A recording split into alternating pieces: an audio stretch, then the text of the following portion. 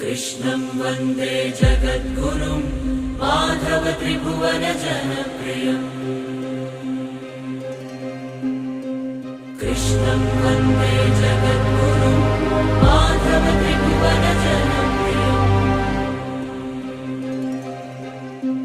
कृष्णं वन्दे जगद्गुरुं माधव त्रिभुवन जनप्रियम्।